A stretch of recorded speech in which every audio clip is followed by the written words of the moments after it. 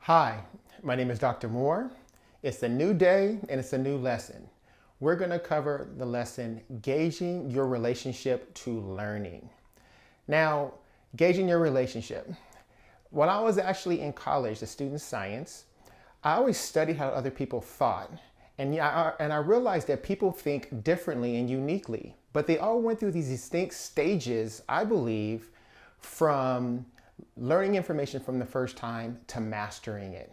And so we're going to talk about these 4 specific stages where you can develop awareness, what I call your STEM cognitive awareness around where you're at with your learning. So the first stage is acknowledging information. When you acknowledge information, it's where you're saying to yourself, do I believe I understand this or not? Maybe the instructor is teaching you something. Maybe you're reading something in the book. But at that point, it's really theoretical, right? Because you haven't applied it yet by doing problems. And so we can trick ourselves sometimes because say you're taking a class like calculus and you're sitting back and the instructor is going over an example of a problem, but it's only when that instructor actually erases that problem from the board and they say, can you do it on your own? Then do you really understand it? So the next stage is confronting information. And that's where you're actually applying it by doing problems. When you confront information, you're wrestling with it and you're trying to develop a relationship to that information. Sometimes you may be thinking about things that you have memorized from what the instructor said or when you read in the book, or you also may be looking to apply a pattern from an example that you had before. But it's in this particular stage where you're trying to develop confidence with that information by doing the problems, so then you can transition to the next stage, which is befriend. So in the befriend stage, this is where you've developed a relationship and you can create an analogy or a metaphor that's actually accurate to the information that you understand. You've made it personal to you and you've gained a lot more confidence with the information that you believe that you know.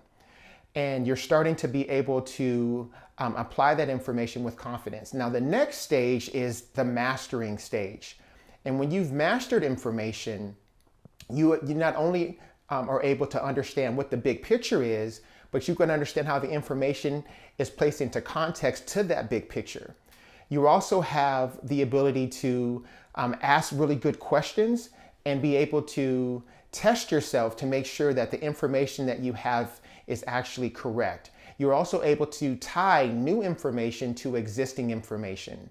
So the goal in the end is to be able to move from one stage to the next where you can get to the master stage and have confidence in the information that you know, and in the end make sure that when it's exam time, where you think you're at, you're really there. Win.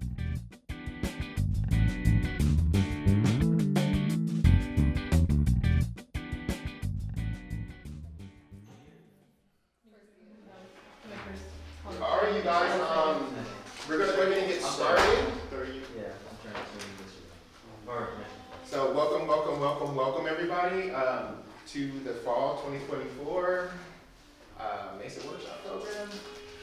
All right, so every year, one of the things that I'm doing different this year is, one, we're videotaping these workshops.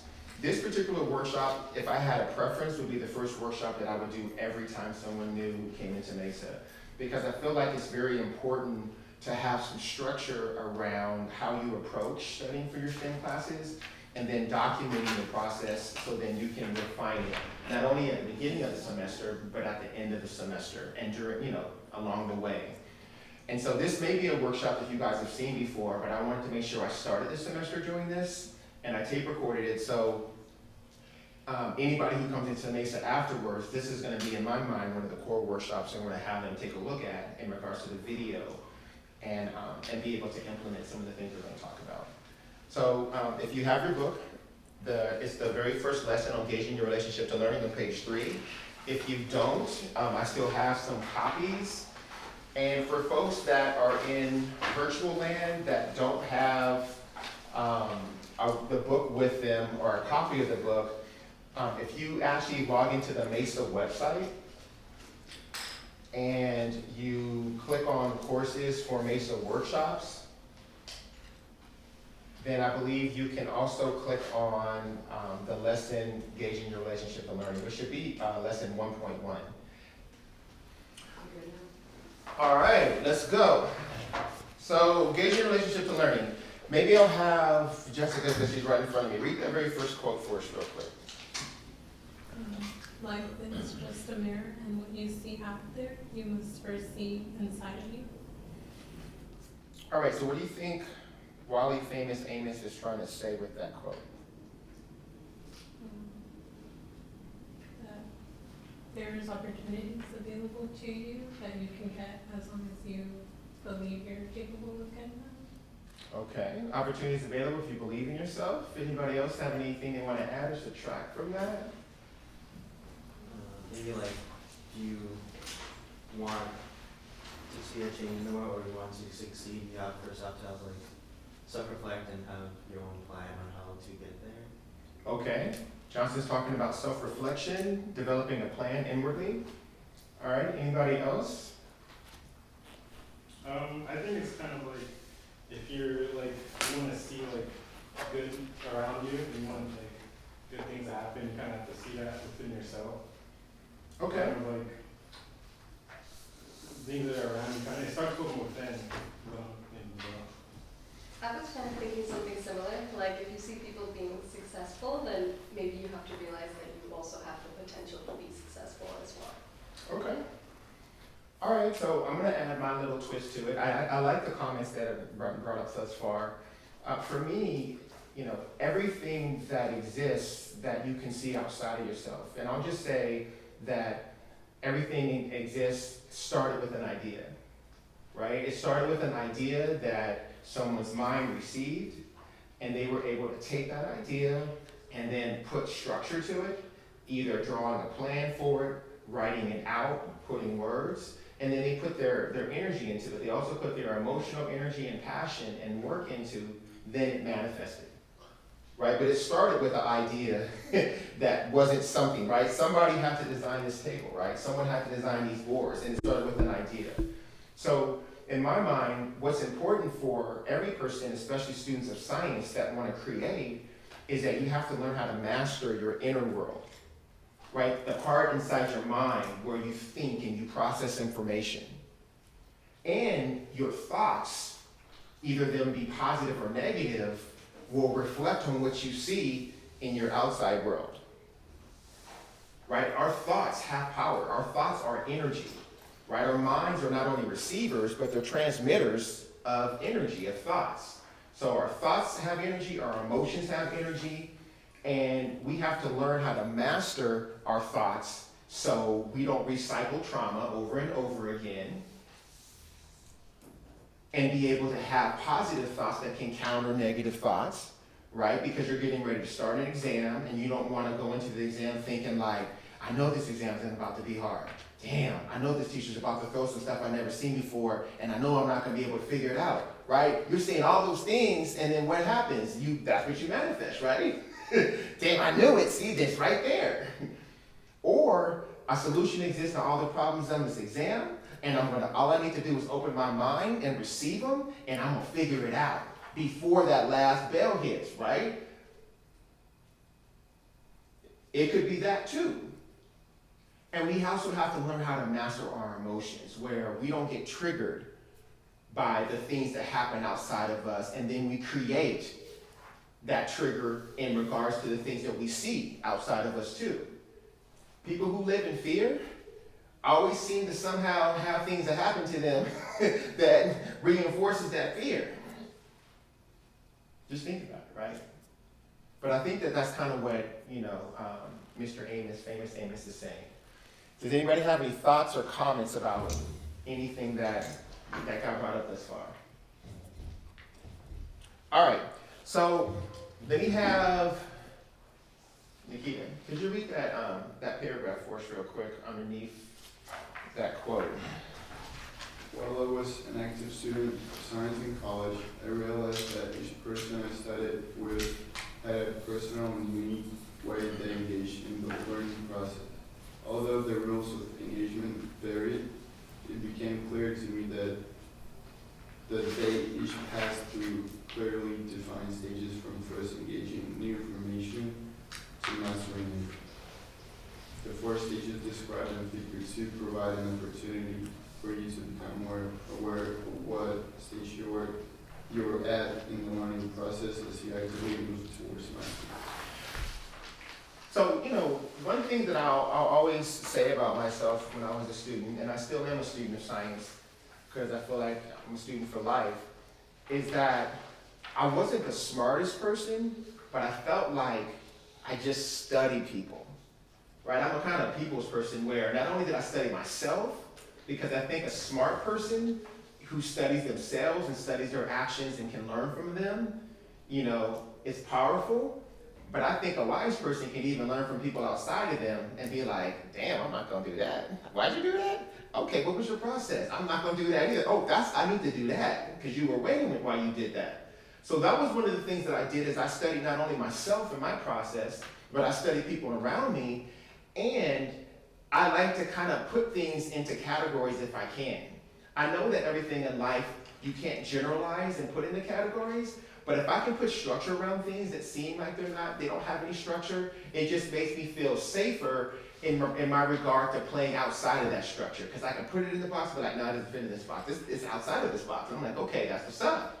So that's what these 4 stages are.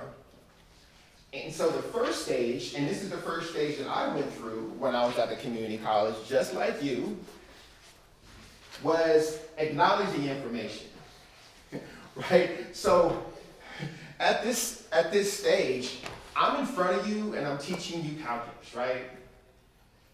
And you're like, oh yeah, I know what he's saying. He's saying this, he's saying that. That makes sense to me. Blah, blah, blah, blah, blah. So you're acknowledging, do I believe I understand what this person is saying, or what they're saying doesn't make any sense to me? Right? Like you're just trying to acknowledge it.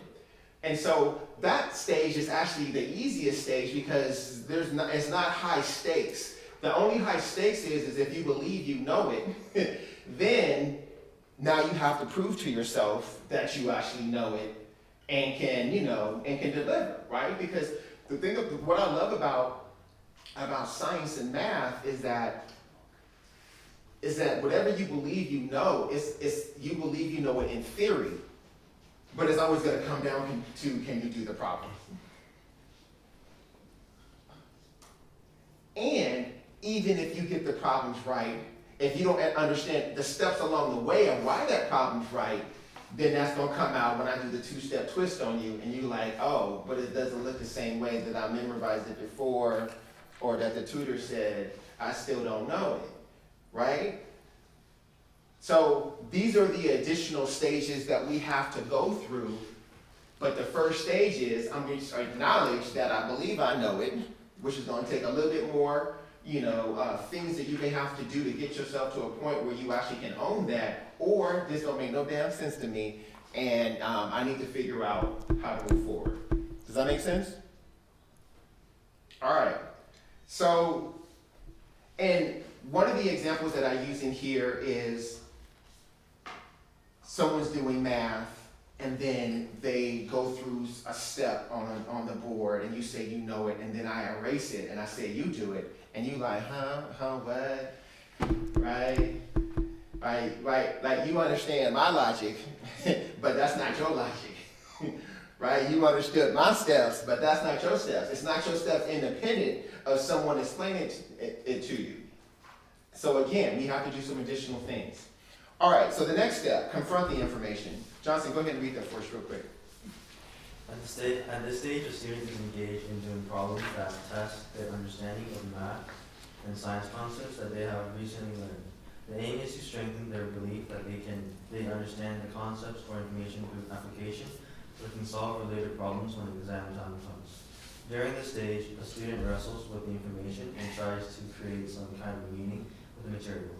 Many students look for patterns or use previously memorized information to apply the information in a way that can guarantee a predictable outcome.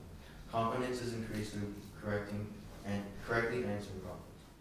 So the key word that I want to focus on in this paragraph is wrestle, right? That's when you actually got to get the problem, the concept, you got to put it in the headlock, and you have to just get familiar with it. Sometimes in ways that you either may like or not like, but you have to get familiar with it and develop a relationship to that information.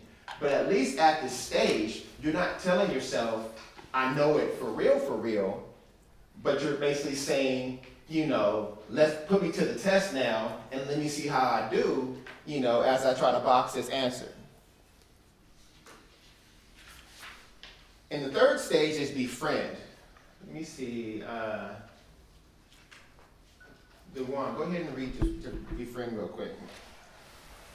This stage of awareness is when a student is looking for connections between new and previously learned concepts. Stop.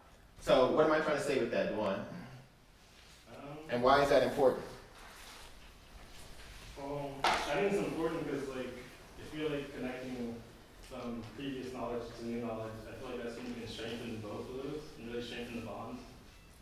And every time that I was able to be in one class and I made a connection to the information I was learning to a previous class, first of all, it felt good, right? I felt like I'm winning. I'm like, so, professor, so is this right here similar to what happens in general chemistry with this? And I'm in a physics course? Oh, see? And then your mind is integrating, right? So, for me, when I can do that, then I can own that information afterwards, right? Because there's ways that we take in information that are active, where we're thinking about it and trying to make connections, and there's ways that sometimes we intake information that's passive, where we're just remembering something that someone else says. But that active process, that's winning. And I learned to do that with everything that I'm learning for the first time. If you study me, and you study how I engage people and how I engage learning from folks, anytime someone tells me something that's new to me, I'll say, oh, so is that similar to this? Or I'll repeat it back in my words to them for verification or validation. And then I'll own it afterwards. Let me give you an example. So, one of my family members is actually being tested to see if they had a learning disability. And what came back is that they had mild form of dyslexia, where they had a harder time coding words or phrases.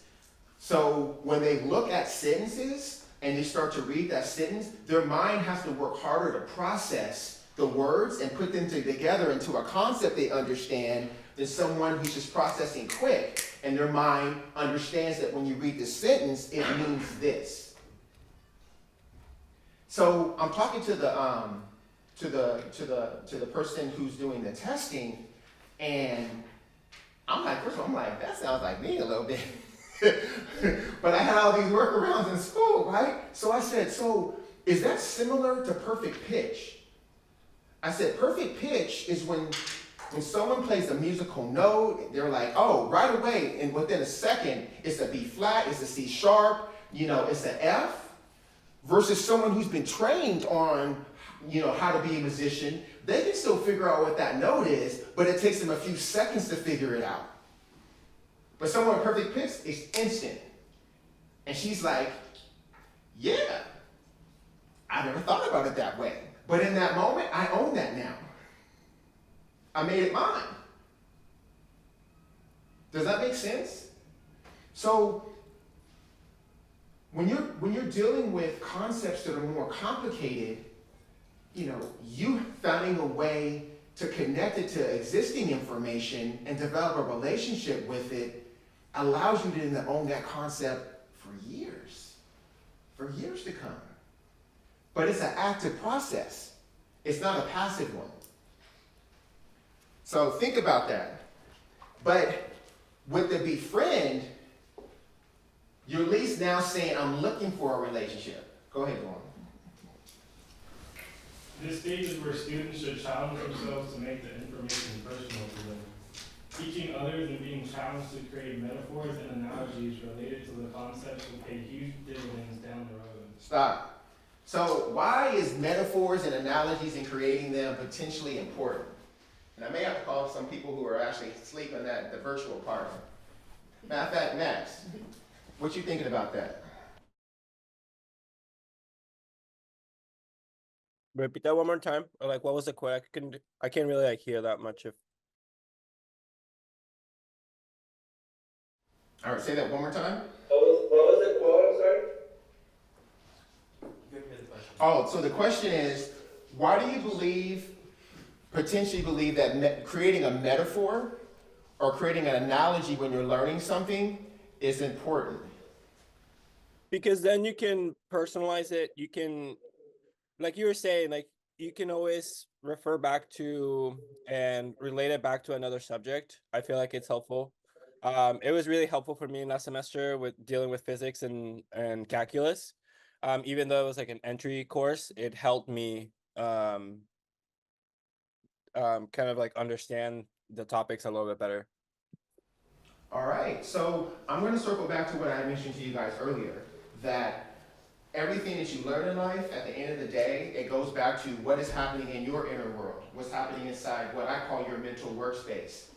And being able to, so whatever you learn, you can change that in your mental workspace to anything that you want. As long as the relationship is the same, then you can use it. You have to understand the relationship. So I see you cringing a little bit. So in regards to how I talked about perfect pitch, the relationship to perfect pitch and someone who maybe, has to process a few more seconds to then be able to understand something is very similar to this mild form of dyslexia in regards to looking at a word and coding it and learning how to actually then understand what that word is in a sentence afterwards. It's the relationship. In my mind, they're the same. And then I look for validation in the person who was actually trying to describe it to me. So now I can own it and I can actually go through and be like, okay, I can bring it up and talk about it with a certain level of confidence. Does that make sense? But creating metaphors and analogies, in particular, the part about teaching somebody else. Because, the thing that I love about studying with folks, and I'm encouraging everybody to find some people to study with, is that even if you understand something on your own, learning how to talk about it to other people, learning how to talk about the science and the math to other people, learning how to explain it, and then you go through, Jessica, and you break down to me the one way that you understand it and that you got it right, but I'm kind of like, no, that don't make no sense to me. And I said, give me another metaphor. So just the fact that you're studying with me, you got to think of another metaphor, which you would have never done on your own. You would have moved on to the next problem, and that's expanding your ability to create and better deepen your relationship to that information, because I'm just asking you a question about it that you probably wouldn't have had asked yourself. So again, we're strengthening these connections. We're trying to make things more personal to us, if that makes sense. Go ahead, Warren. Stop, Warren. I'm playing with you. Go ahead. The more time that a student spends strengthening their understanding during this stage, the quicker they will transition to the next stage. All right, that's good. So it's all about the next stage. The next stage is mastering information. Key word, master. Not in the slave kind of way. I see somebody grinning, looking like they're excited about the word master, but it needs to be the master of the information. All right, at this stage, the student has developed a personal relationship with the information and can accurately create analogies and metaphors. And I'm going to key in on the word accurately, because sometimes when you're explaining that concept to somebody and they pick a hole in it, and you're like, damn, there's a hole there, right? And instead, they're doing you a favor. The student understands the big picture of the concept or information, and they understand how the smaller details or pieces fit into that big picture. The student understands the rules that govern the concept and how they can apply that to problem solve and to discover new information. So, and then the last thing I'll say is that person has developed what I call mental confidence. That means that you actually have confidence that you can test, that you can own, and you can walk into that exam because it's been tested and be like, boom, professor marked that an A. You can win. You can own it. Like, one of the things that used to always can confuse me, and I was talking to someone else about this the other day, is when you go into an exam and you come out of it and you're talking to one of your friends, and you're just like, so how'd you do on that exam? You're like, I don't know. I'm like, what do you mean you don't know? I'm like, how'd you do it? I'm like, 7C, question mark, 12B, I think you got with me. I could go through every single problem on the exam, and I knew the ones I got right, and I knew the ones that either were a question mark or I got wrong. But they wouldn't even know, and then you get your exam back, and they had an A on it. I'm like, interesting, right?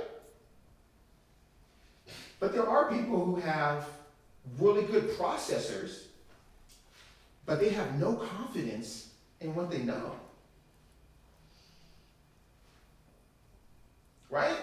So because it's a difference between my mind figured this out because I put it in this Pandora's box and then shot out this answer, to I understand my approach to solving this problem. I understand every step along the way that I took to get to that answer, and I'm confident in this answer. That's what I mean by mental confidence.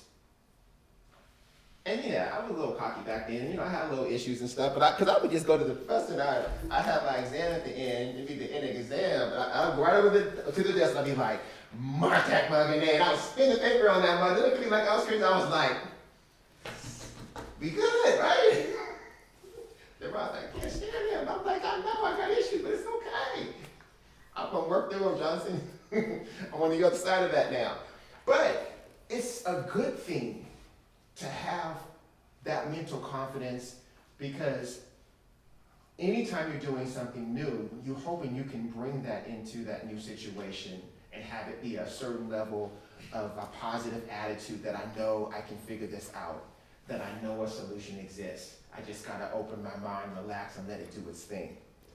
Instead of, damn, this is way too hard. Oh my goodness, what am I gonna do? Anybody have any thoughts, comments, or about anything that I just mentioned? All right. So what we're going to start talking in regards to this workshop is about developing what I call your STEM cognitive awareness. Because we want to be able to monitor when we're learning something new, where we are along these 4 stages.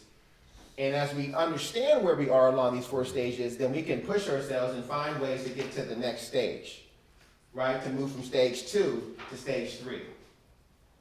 So when is the optimum time to evaluate your STEM cognitive awareness for course material you are currently learning? For example, would it be after each concept you learn, after the problems you engage in, at the end of the chapter you covered? When do you think would be the most opportune time to check to see where you're at in regards to the stages? Right after you learn something.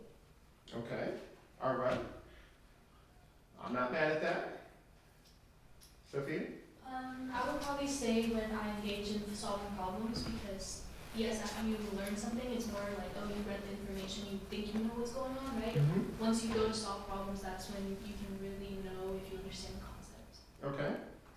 And there's sometimes when we're reading something and we think we understand it. Like I actively read, so when I'm reading a paragraph, I'm summarizing it, I'm trying to in my mind personalize it, and then whatever questions I have, I'm looking for them in the next paragraph, right? And that helps me then make a connection to the previous thing that I thought I understood in the previous paragraph to the new paragraph.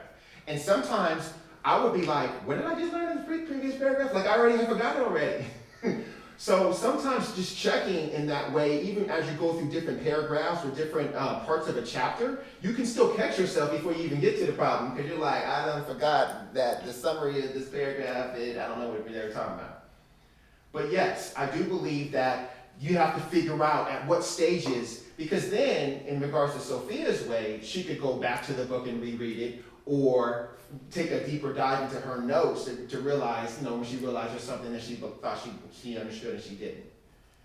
Go ahead. Yeah. I'll do it like at the end of chapter, like because that's a high level summary at at the chapter summary, and you could go over those main points because it was just like you don't have to go into very deep details about how those summaries are derived.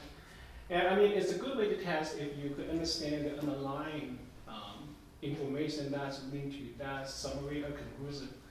And I think it's a good way to like I do differentiation class. I do like end of chapter summary. That's a good way for me to review all the knowledge and information. Nice. So there's no right or wrong. It's you figuring out what works for you. Sometimes for me, if there's things that I feel like I don't know, then I can get fixated and I'm like, I'm not moving forward. And then you have to learn how to let things go, move it to the background because you're wasting time and energy. So everybody has to kind of figure out what that looks like for them, but it's just being conscious of it. All right, so when you're preparing for an exam in math or science, what steps do you take to make sure you understand the information or concepts before the exam? I'm your professor. I'm saying we're covering chapter 2, 3, and 4 on this next exam. I done lectured on chapters 2, 3, and 4. What things are you going to do to make sure come next Tuesday, when I say it's time to go down, you coming in there with some mental confidence and you're ready to spin that test and do some stuff that you ain't supposed to be doing because that's my move. But let me know. What y'all gonna do? Problems for this topic. All right, so do chapter problems? Yeah. Okay.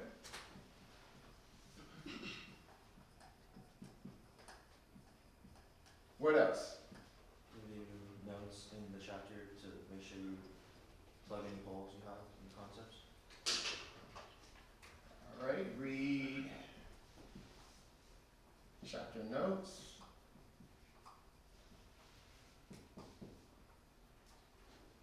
I like to compile my problem questions that I don't completely understand, and just take them to like a tutoring center. Okay, so I'm gonna make sure I understand you correctly. So if there's problems that you did, say in the chapter, and you kind of have question marks there, you wanna compile them and make sure that you can try to get some additional thinking around. Okay, I'm gonna use gather, but gather challenging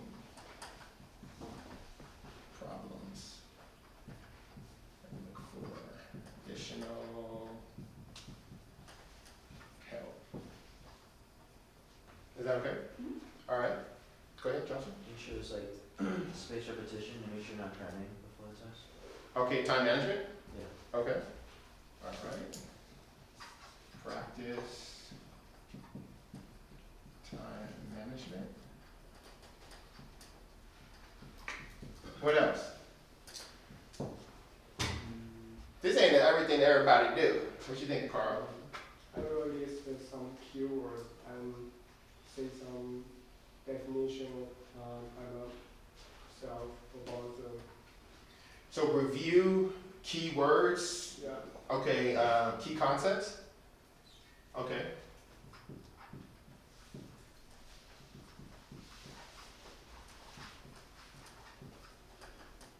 Okay, what else? I think that when you do your chapter problems and do your notes, you should be like constantly quizzing yourself even after to make sure you really understand the material. Okay. Quiz yourself. Yeah, like it's almost like if you think of your mind as this machine, that has a processor on it, your machine can be very loosey-goosey as you're trying to solve something new, right? And and as you do these problems, and you understand that this is your approach and process, and you identify bad coding, a bad approach, then it begins to start to tighten, the machine. But you also have to kind of stress test it, right? Like if you're trying to connect some new information to existing information and it doesn't really fit all the way, that should bother you, right? You should be like, it fits enough. It fits 80% of the time. Like, no, it should probably fit the way that, if there's any exclusions or anomalies, I would rather know them. So if you see a problem and that's the anomaly kind of problem that the teacher's going to throw out to set the curve, that you don't fall into the gap that everybody else is falling into.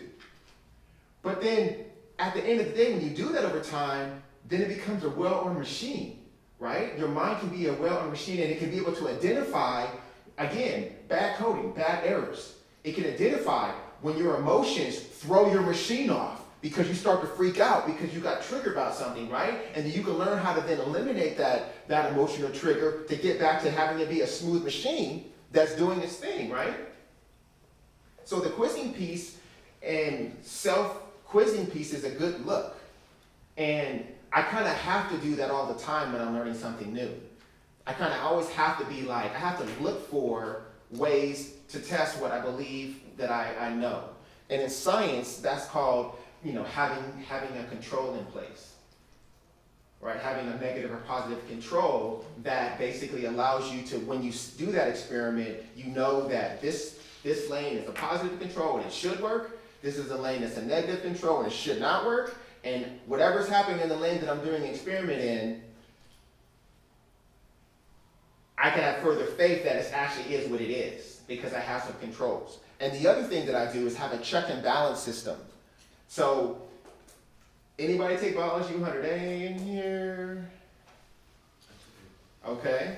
So, what does DNA polymerase have in eukaryotes that DNA polymerase does not have in prokaryotes?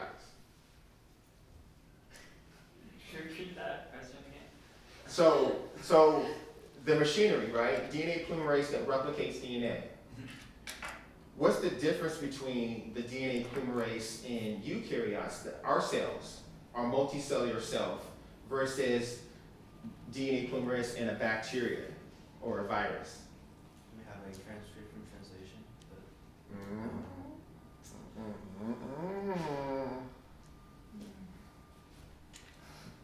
It has a proofreading function.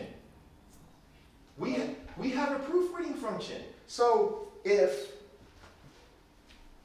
the ground right here is the DNA strand, right? It gets into the double-stranded DNA strand and it opens it up, and then it sees a G and it puts a what? A C there, right? It sees an A, it puts a T there. It sees a T, it should put an A, but it puts another base pair. It puts the wrong base pair, and it keeps walking, but on the caboose of that mug, it has a proofreading function. It's like, no. That's the wrong base pair. The energy's not right on that base pair, and it goes back and it kicks it out, and it puts the right base pair, and then it moves forward. And if we didn't have that function, people would come up with cancer a lot more than they do. But it has that function. And viruses don't have that function. And that's why they're sloppy and make a whole bunch of mistakes. And that's why it's harder to find drugs that can kill them all the way. Or, because if they make one mistake that's advantageous for it to get around the drug you just gave it, then that one little small cell can then start spreading out and now it's immune. It has resistance to that drug. But we have a proofreading function. We have something that's checking to make sure we're always putting the right base pair as we go along the DNA chain. Does that make sense? So you have to find a way to have a proofreading function in your mind. You have to develop ways to test yourself. So you can know what you know and know what you don't know. All right. Any questions? Any thoughts? Y'all got quiet. All right. You guys good? All right. So this list right here on page 8, this figure 3 just represents the 5 kind of core major subjects that a STEM person is going to go through. Depending on your major, say your biology major, you're going to go through every single one of these 5. But maybe if you're a computer science major, you go through 2 of them, chemistry major, whatever. But these are courses that most STEM majors that are lower division courses that they may have to take at some point. And when you look at math, algebra, geometry, trig, calculus, it's moderately conceptual. Not all math is conceptual. Highly quantitative. As you move into higher math, it may be highly quantitative or not, but this lower division math, and there's some memory. But when you look at general chemistry, it's conceptual, it's quantitative, some memory. Physics, highly conceptual, highly quantitative, some memory. Biology, conceptual, moderately quantitative, high memory. Organic chemistry, highly conceptual, not quantitative at all, high memory. So the reason why I have this here is so that you can look at and see that each one of these subject areas and even the content that they're having you understand is different. Right? Kinda? Maybe? What do you mean by quantitative? Numbers. Quantitating numbers. Oh, I see. Right? Organic chemistry has no numbers in it. You have to learn the conditions that will allow these carbon-based molecules to come together. But in that subject area, there's no math. So, what I want you guys to do, how much time we got? All right, we ain't got as much time as, 30 minutes. 30? Yeah. All right, I want you guys to get into groups. So I'm gonna have you two pull to that back. You guys stay together. Maybe have Carl, you move over here to this table. And I want you guys to come up with, I want you to choose, so in groups of 3, share the steps that you listed. So one of the things that I will say just really quickly that we didn't talk about is a timed exam, practice exam. This right here saved me so much because, you know, it's one thing to be sitting up at the desk in the MESA Center, over there maybe at Phil's Coffee with your feet kicked up, doing a problem and getting it right with no pressure, and it's a whole lot different when I put that clock on you and I'm like, go. And if you're sitting there taking an exam and you're sitting there thinking like, what did Gerald say about such and such, that tutor, and what is such and such? That means you're losing. You don't know it. You're in your mind floating outside of yourself, trying to use audio recall, or trying to remember what that tutor said, or the person you were studying with said, and how they did their steps, because those steps you don't really understand under pressure. So that's why there's the best chess player in the world without a clock. And there's someone different who's the best chess player in the world with the clock. They're not the same person.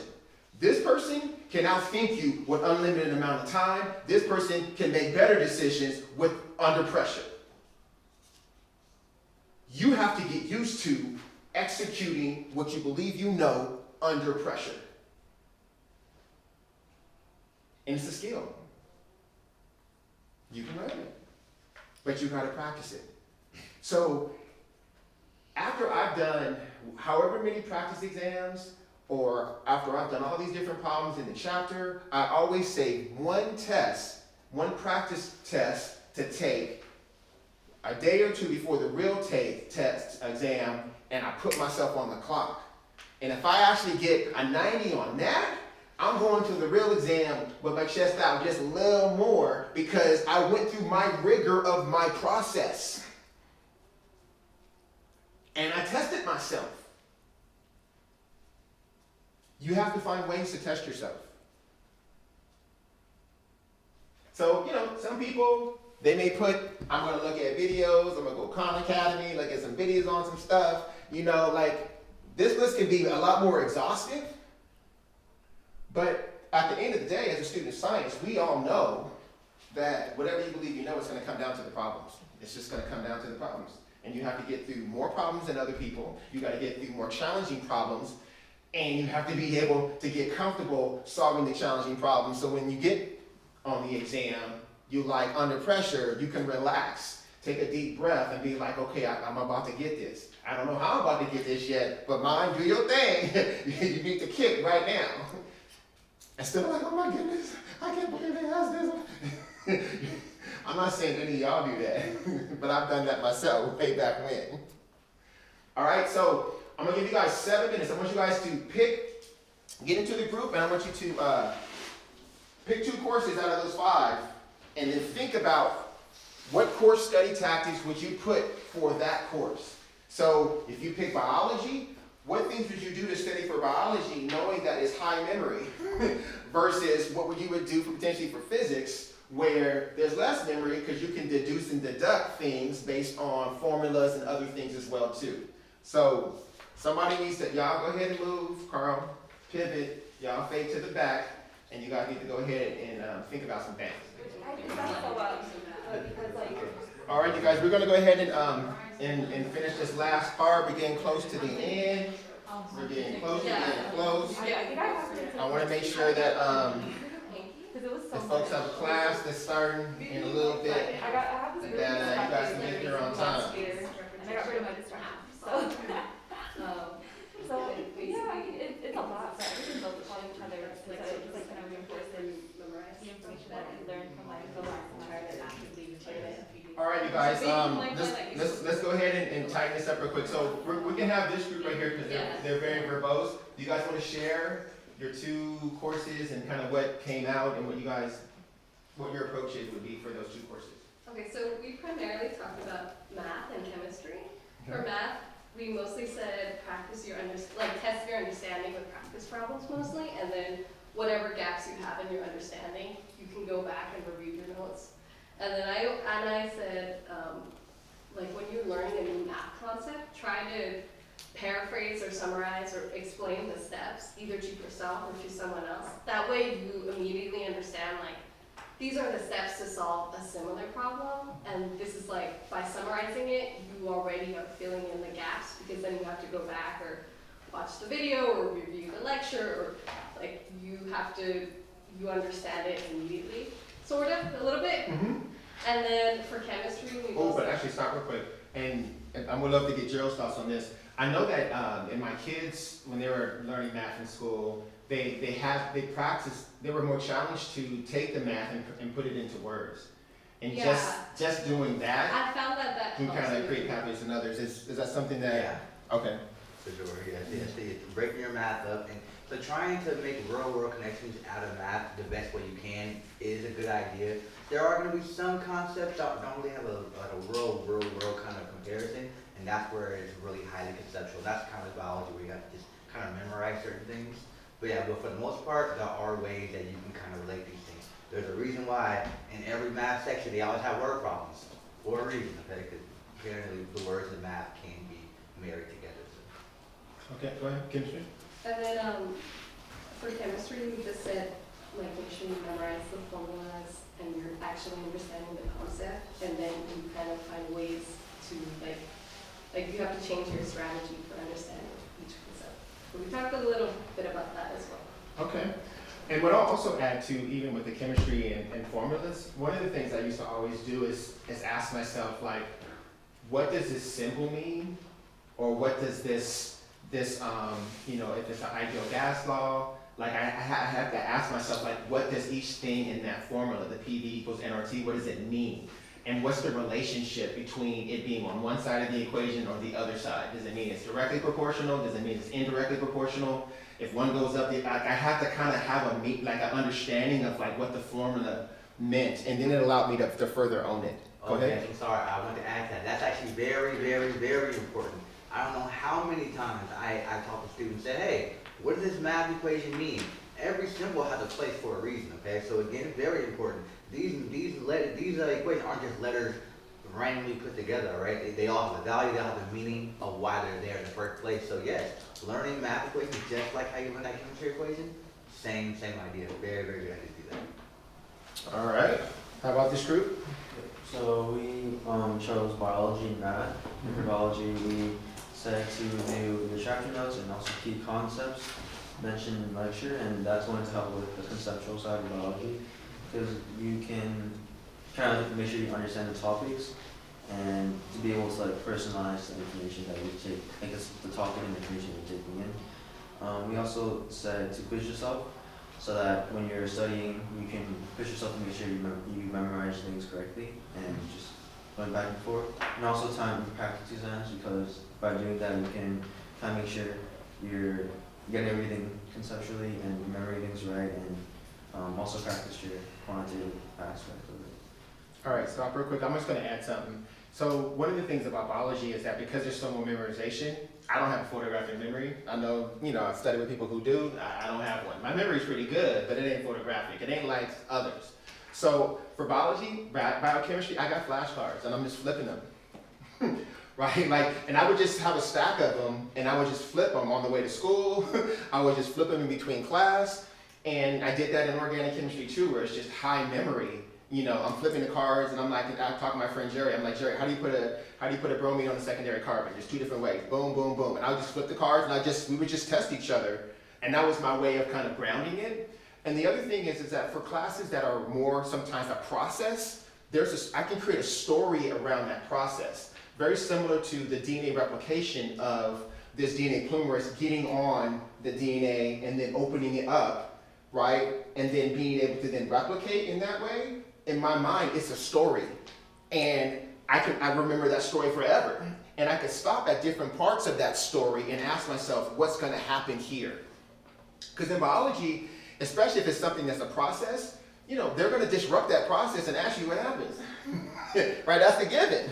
So you kind of have to be able to not only understand the process and the things that are there, but have to think and conceptualize what would happen if this was not working correctly. And then that's another way of better understanding what's happening. Go ahead. Yeah, and for math, we also say quizzing yourself and doing practice exams, just to make sure that you got the memory portion of math down, and remembering the key equations and concepts to solve problems. And also practice, do your problem sets, because that's going to help with the quantitative side of math.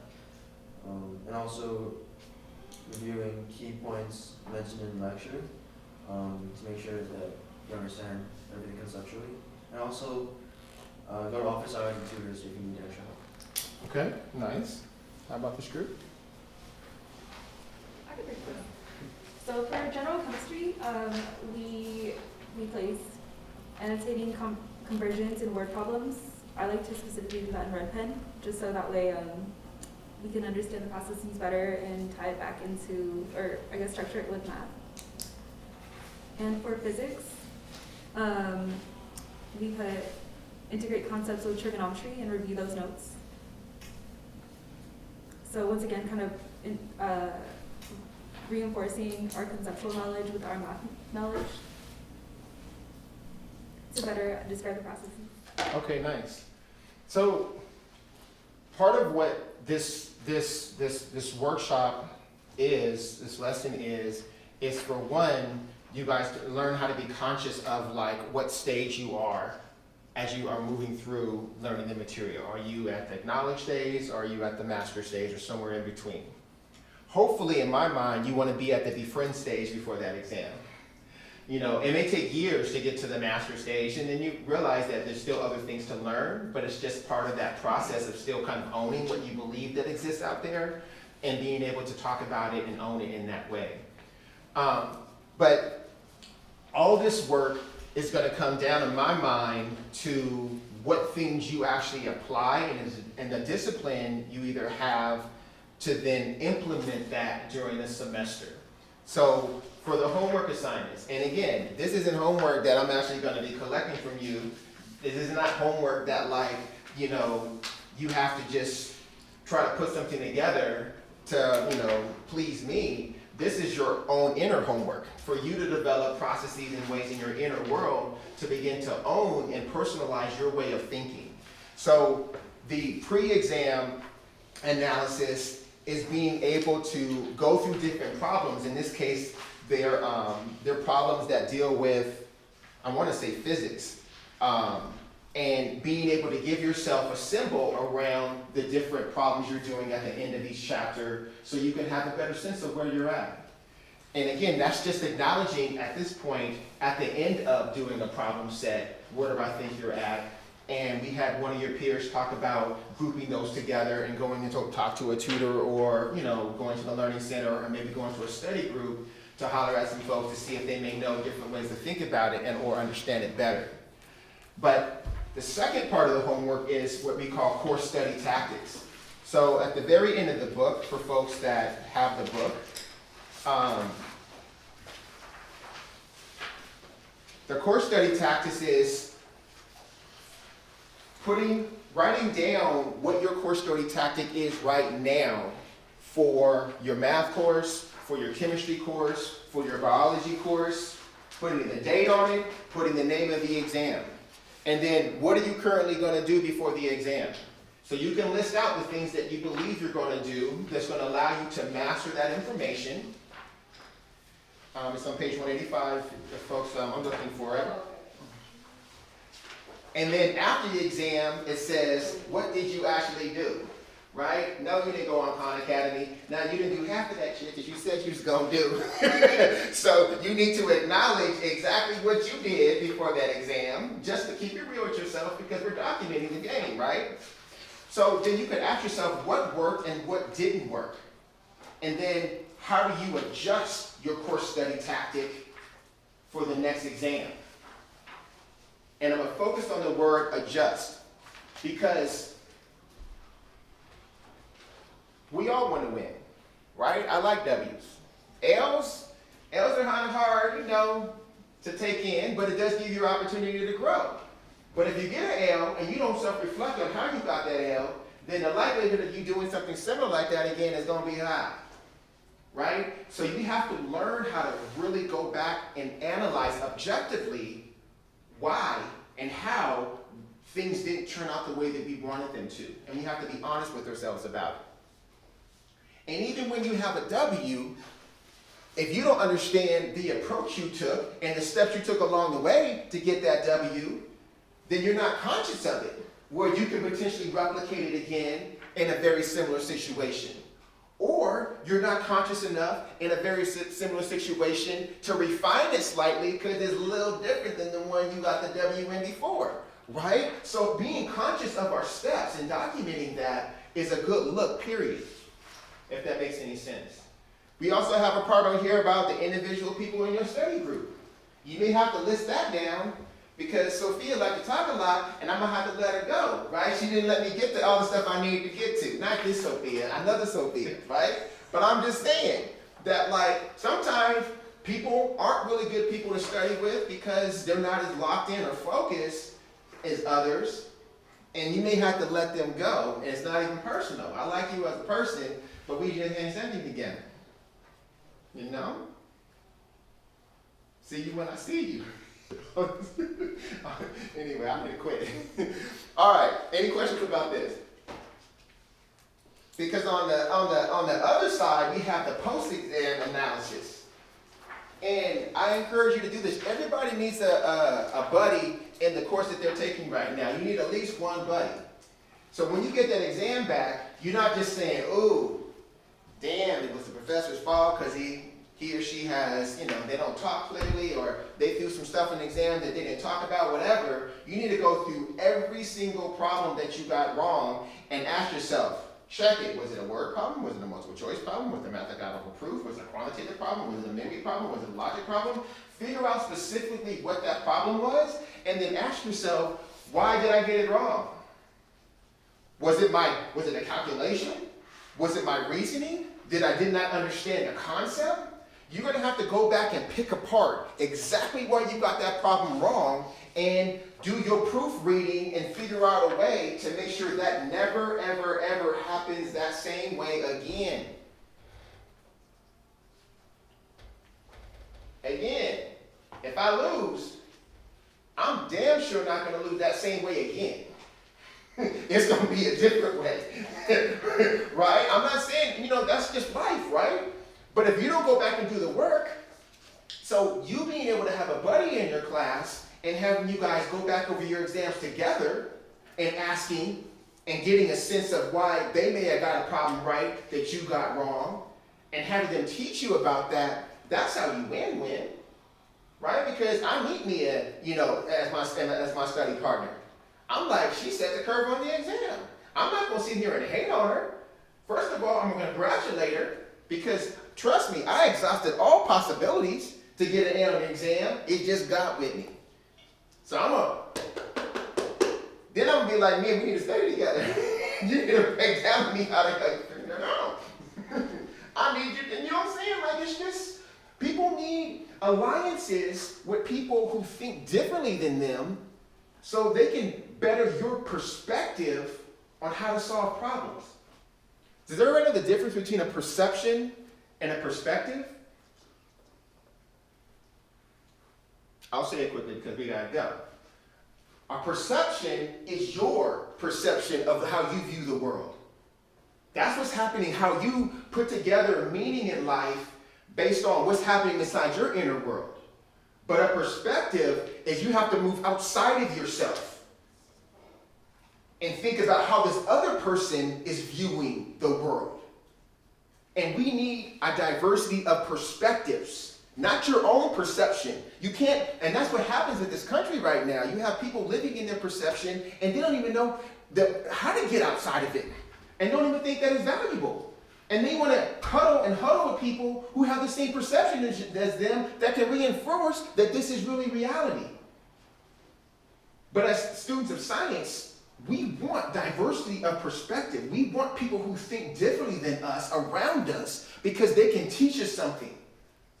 And we have to learn how to be able to move outside of ourselves and understand how other people think, how they process, because it may be better thinking than what we're doing. And if it is, I want that. Does that make sense?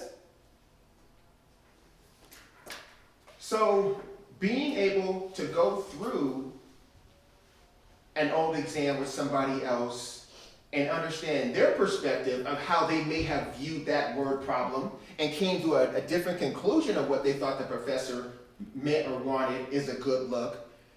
Yada, yada, yada, yada, yada. Right? Any thoughts, any comments, y'all? You guys good? All right. I think that's the last part of the homework assignment. Let me just take one quick look.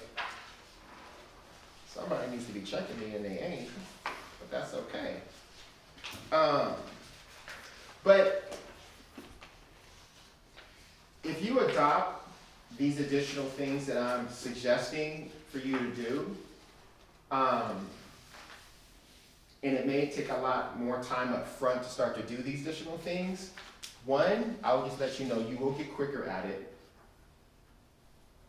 And your mind will get stronger because you'll build that muscle. Well, maybe you don't have to write it down all the time. You can track it up here in your mind and be able to make those changes, and modify and adapt.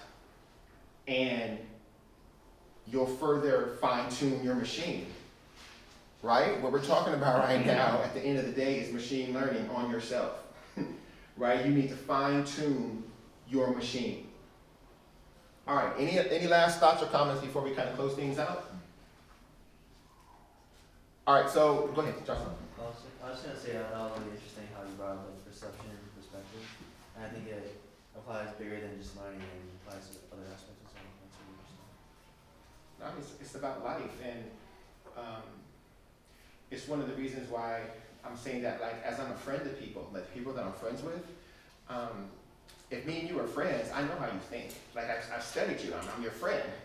But if you're telling me something that happened to you and it involves somebody else, me understanding you and your perspective is not helping you with the perspective of somebody outside of you. So I always take the other person's perspective and I think to myself, well, could they have been thinking this? Maybe they did this because of this, right? And you're like, oh, damn. So I'll always take that because that's how, for me, is being a better friend to you.